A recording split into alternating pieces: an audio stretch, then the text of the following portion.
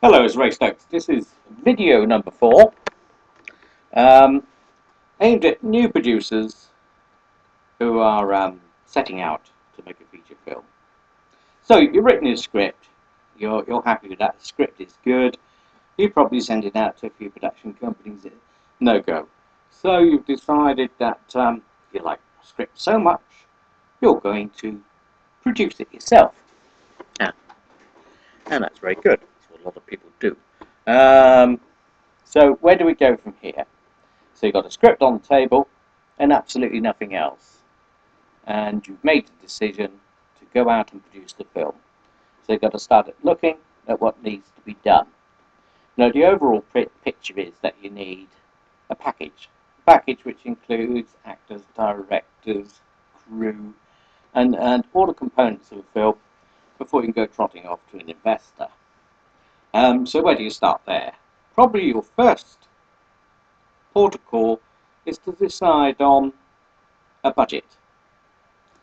Now, there's no right or wrong ways to go about this. It's a very difficult subject because you probably haven't got a clue what the budget of your film would be because you've not made one before, and it's not an easy thing to do to go around asking because who do you ask?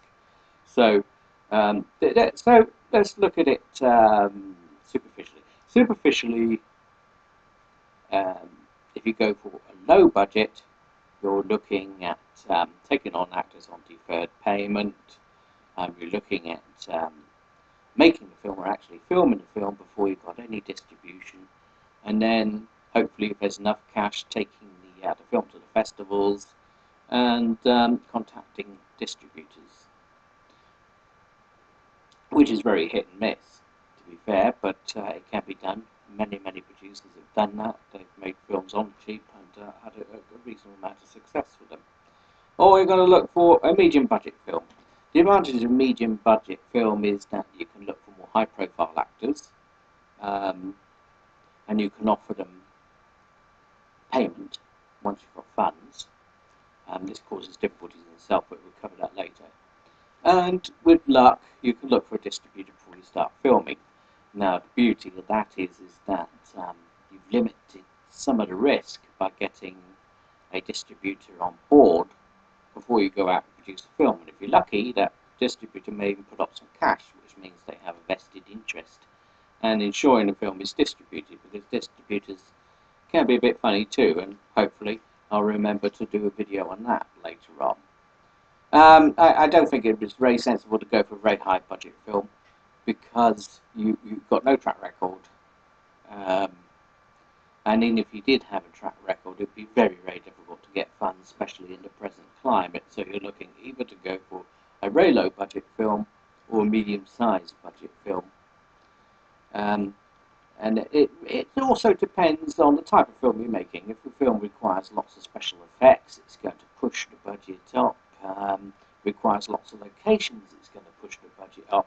And if it's a period piece, it's going to be expensive no matter how you look at it. If it doesn't have any of those features, say for example it's a film based on one location, which is highly probable with a lot of films, it could be based in just one room. In that case, it could be done quite cheaply. So all these things you need to look at. Some of these things really you should have looked at before you started writing the script. Should have had a wary eye on what sort of film you want at the end of the day, but usually people do. They don't just set out, write a script and worry about these things afterwards. So that's basically it. The budget, well, budget's usually written on Microsoft Excel, and you probably could find sample budgets on the internet. I'm not sure. I have in the past. I was lucky. I managed to get a few sample budgets from other producers. But if you look around hard enough, you should get an idea of how a budget is laid out in Excel. And you should be able to get a rough idea of costs too, because you will need to know all this. But remember, a budget's an ongoing thing. It could be changed, amended as you go along.